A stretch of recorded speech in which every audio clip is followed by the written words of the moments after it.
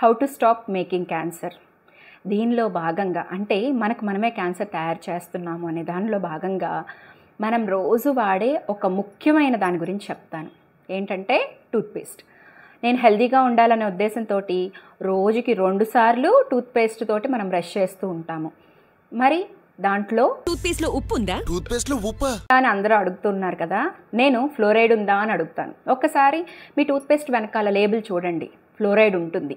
So ఈ fluoride మనల్ని cancer వచ్చే అవకాశాన్ని, మనకి క్యాన్సర్ వచ్చే అవకాశాన్ని చాలా ఎక్కువ రెట్లు పెంచుతుంది. అంటే నమ్ముతారా? నమ్మాలి. నేను చెప్పట్లేదు, వరల్డ్ హెల్త్ ఆర్గనైజేషన్ దీని గురించే ఇన్ఫర్మేషన్ ఇస్తుంది.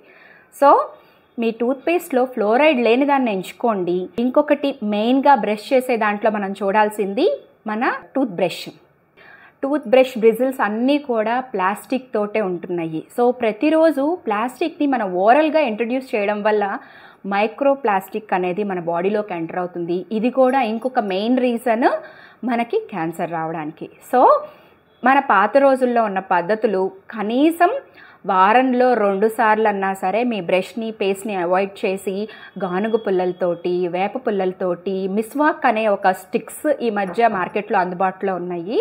సో ఇలాంటి వాటితోటి కనుక మీరు బ్రష్ చేసుకున్నట్లయితే మనము క్యాన్సర్ నుంచి దూరంగా ఉండొచ్చు. నేను మీ doctor Jyotsna, origin body mind soul.